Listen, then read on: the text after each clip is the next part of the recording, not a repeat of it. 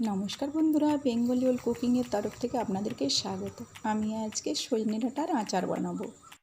এখানে মৌরি 2 টেবিল চামচ আর ধনে 2 টেবিল চামচ আর জিরে 1 টেবিল চামচ নিয়েছি। শুকনো খোলায় নেড়ে চেড়ে ভেজে নিচ্ছি। নেড়ে চেড়ে 1 মিনিট ধরে ভেজে নিচ্ছি।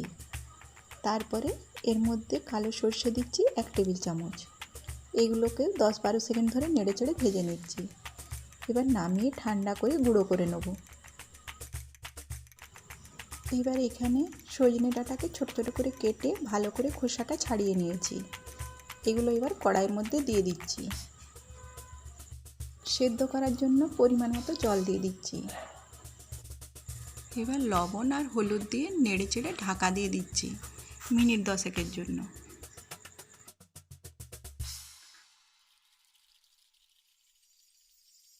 এখানে গুড় নিয়েছি, গুড়টাকে জল দিয়ে ভালো করে গুলে নিচ্ছি। গুড় গুলে নিয়েছি।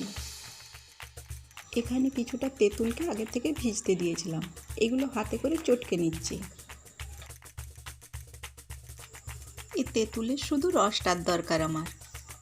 রসটা এইভাবে চিপে বার করে নিয়েছি। এদিকে ডাঁটাগুলোও সেদ্ধ হয়ে গেছে। এবার একটা ছান্তাই করে ছেঁকে নিচ্ছি।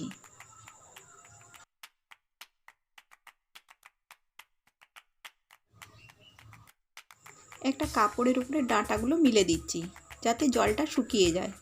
রোদ্দুরেও দিতে পারেন কিংবা ফ্যানের নিচেও দিতে পারেন। এবার কড়াইতে সাদা তেল দিয়ে দিচ্ছি। এখানে আপনারা সরষের তেলও দিতে পারেন। এর মধ্যে এবার 2টো শুকনো লঙ্কাকে ছোট ছোট করে টুকরো করে নিয়েছি আর কালো সর্ষে 1/2 চা চামচ দিচ্ছি। একটা তেজপাতা দিয়ে দিচ্ছি। এবার সজনে ডাঁটাগুলো দিয়ে দিচ্ছি। সজনে ডাঁটাগুলো আমি 10 মিনিট আগে রোদ্দুরে দিয়েছিলাম। এবার নেড়ে চেড়ে সজনে ডাঁটাগুলো 10 মিনিট ভেজে নিচ্ছি। ভাজা হয়ে গেছে, নামিয়ে নিচ্ছি। এবার গুড়টা যে জল দিয়ে ভিজিয়ে রেখেছিলাম সেটা ছেঁকে নিচ্ছি। যদি গুড়ে কিছু নোংরা থাকে তাহলে বেরিয়ে যাবে।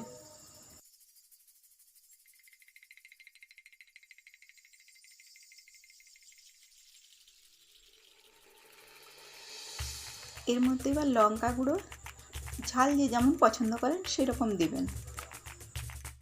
গোলমরিচ গুঁড়ো দিচ্ছি 1/2 টেবিল চামচ। চাট মশলা দিচ্ছি 1/2 টেবিল চামচ। বিন লবণ দিচ্ছি 1/2 টেবিল চামচ। লবণও দিচ্ছি 1/2 টেবিল চামচ। এখন সজনে ডাঁটা একটু শক্ত হয়ে গেছে, এই সময় আচার করে রেখে দিলে গরমে খেতে খুব ভালো লাগে এই আচারটা।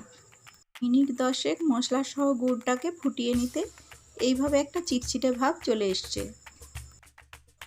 এরকম একটা চিটচিটে ভাব হয়ে গেলে গুড়টা পাক হয়ে গেছে।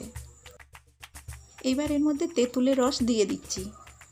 টকটা যে যেমন পছন্দ করেন সেই রকম দিয়ে দিবেন। এবার নাড়তে থাকবো।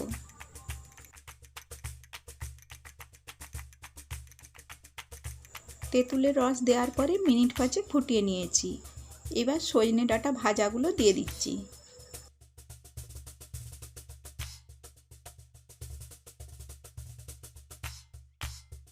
মিনিট 10 এইভাবেই ফুটতে দিচ্ছি। মিনিট 10 পরে ভাজা মশলা 2-4 চামচ দিয়ে দিচ্ছি। আর 2টো শুকনো লঙ্কাকে শুকনো খোলায় ভেজে হামালদিস্তায় গুঁড়িয়ে দিয়ে দিচ্ছি। এইদিকে 2 টেবিল চামচ সরষের তেলকে গরম করে নিচ্ছি।